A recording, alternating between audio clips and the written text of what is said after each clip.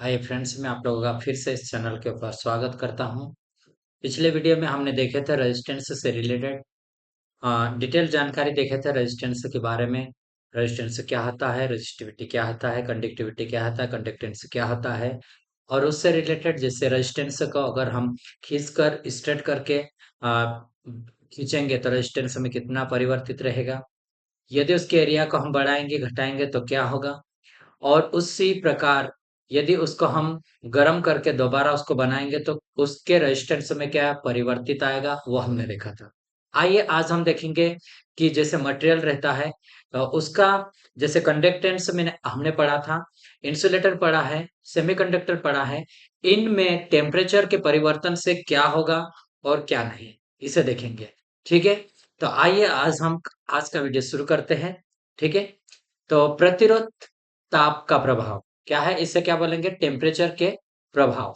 ठीक, धनात्मक प्रतिरोध ताप इसको बोलते हैं पॉजिटिव टेम्परेचर कोफिशिएंट बोलते हैं। ठीक है, ऑफ रेजिस्टेंस।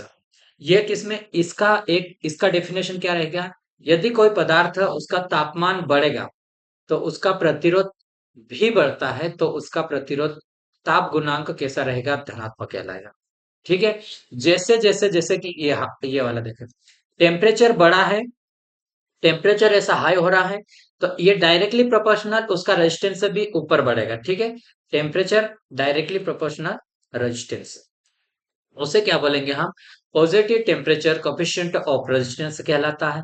अब शुद्ध धातुओं तथा मिश्र धातुओं का प्रतिरोध ताप गुणांक का धनात्मक रहता है। कौन कौन से इसमें आएंगे कैटेगरी के अंदर, जैसे तांबा हो गया, कॉपर, चांदी, सिल्वर, ठीक है, और पित्तल या चालक। ठीक है, ये पदार्थ इसमें क्या आएगा, पॉजिटिव टेम्परेचर कोफिशिएंट रहेंगे।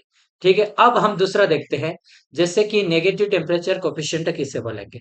तो जिस पदार्थ के ऊपर अगर हम टेम्परेचर को बढ़ा रहे और उसका प्रतिरोध घट रहा है तो उसको हम बोलेंगे प्रतिरोध ताप गुणांक ऋणात्मक कहलाता है। क्या रहेगा, negative temperature coefficient of resistance इसको कहेंगे हम। ठीक है, इसमें जैसे कि अगर एग्जांपल के लिए हम पदार्थों को देखें तो इसके अंदर आएगा सेमीकंडक्टर आ जाएगा। ठीक है, कार्बन आ जाएगा इसमें। ठीक, क्या आएगा, कार्बन आएगा। और विद्युत अपघटन जिसे डाइलेक्ट्रिक बोलेंगे, और इंसुलेटर इसमें आएगा, थर्मिस्टर इसमें आएगा। ठीक है, तो नेगेटिव टेम्परेचर कोफिशिएंट कौन सा है इन पदार्थों में से, जैसे इसमें जो मटेरियल है इनका नाम दे देगा। और ठीक है, इसमें से एक किसी एक का नाम रहेगा और पॉजिटिव टेम्परेचर कोफिशिएंट वाले मटेरियल का नाम 3 रहेगा, तो उसमें हमें सिलेक्ट करना रहेगा। तो positive temperature coefficient of resistance को भी याद रखें और नेगेटिव टेम्परेचर कोफिशिएंट को भी आप याद रखिए। ठीक है, 2 पॉइंट हमने देखा। उसके बाद मैं तीसरा पॉइंट आपको बताना चाहूंगा कि अगर हम टेम्परेचर को बढ़ा रहे हैं या फिर उसको घटा रहे हैं लेकिन उस मटेरियल के अंदर कुछ भी परिवर्तित नहीं होता, उसको हम बोलते हैं zero negative sorry zero temperature coefficient बोलेंगे। ठीक है, क्या बोलेंगे, नगण्य प्रतिरोध ताप गुणांक भी कहेंगे उसका हम। ठीक है, जैसे कि हम इसका प्रतिरोध घटा रहे बढ़ा रहे लेकिन सॉरी इसका टेम्परेचर घटा रहे हैं और बढ़ा रहे हैं, लेकिन क्या हो रहा है, उसके प्रतिरोध में कुछ भी परिवर्तन नहीं हो रहा है, तो उसको हम बोल रहे हैं, क्या बोल रहे हैं हम, जीरो टेम्परेचर कोफिशिएंट बोलेंगे। ठीक है, तो एक हमारा याद रखें। अब इसके अंदर कौन सा मटेरियल आता है उसे हम देखेंगे। उच्च प्रतिरोध कुछ मिश्र धातु रहते हैं, इसमें कुछ मिश्र धातु से बनाए गए हैं, जैसे कि मैग्नीन से बनाया। मैग्नीन क्या रहता है, मैग्नीन से इसका टेम्परेचर कोफिशिएंट बहुत ही कम, रियरली में चेंज हो रहा है, 0.00015 पर डिग्री सेल्सियस में चेंज इसका कोफिशिएंट टेम्परेचर। ये किससे मिलकर मैग्नीन बनता है, कॉपर से, मैग्नीन से और निकिल से बनता है। ठीक है, किससे मिलकर बन रहा है, कॉपर, मैग्नीन और निकिल से। तो अब मैग्नीन किस किस से मिलकर बना है, आप एक क्वेश्चन तो यही क्रिएट होता है, इसको याद रखें, कॉपर और ये तीनों धातु का नाम याद रखें, इनसे मिलकर बनता है। अब नेक्स्ट एक और है यूरेका। ठीक है, यूरेका इस या फिर कॉन्स्टेंटन, कॉन्स्टेंटन इसको, तो ये दोनों कॉपर और निकिल से मिलकर बनते हैं। ठीक है, ये भी मतलब नेगेटिव टेम्परेचर कोफिशिएंट के अंदर आता है। ठीक है, तो ये 3 मैंने दिखाया। पॉजिटिव टेम्परेचर कोएफिशिएंट एक था, दूसरा है नेगेटिव टेम्परेचर कोएफिशिएंट और तीसरा है जीरो टेम्परेचर कोएफिशिएंट। ठीक है, इन सब में मैंने एग्जाम्पल के लिए उन मटेरियल का नाम भी रखा है, तो आप इसे अवश्य याद रखिए। क्वेश्चन कहाँ से क्रिएट हो रहे हैं? इन्हीं से क्रिएट हो रहे हैं, लेकिन हमें उन मटेरियल के नाम नहीं याद रहेंगे, तो आपको एग्जाम में वो क्वेश्चन नहीं याद रहेगा। ठीक है, केवल डेफिनेशन जैसे मैंने आपको समझाया वो आपको याद हो गए होगी, मुझे मालूम है। ठीक है, परंतु जो मटेरियल है उसे आपको याद रखना है। उसे याद रखने के लिए 1 से 2 बार इस वीडियो को देख लीजिए, आप याद हो जाएगा। ठीक है, अब हम देखते हैं रेजिस्टेंस के प्रकार। क्या टाइप्स ऑफ रेजिस्टेंस? तो रेजिस्टेंस 2 प्रकार के मेनली होते हैं। ठीक है, कार्बन रेजिस्टेंस रहेगा, कार्बन प्रतिरोध। ये कार्बन प्लस रेजिन को मिलाकर बनाए जाते हैं। ठीक है, ये स्थायी नहीं रहता, इसका प्रतिरोध एक स्थायी नहीं होता है।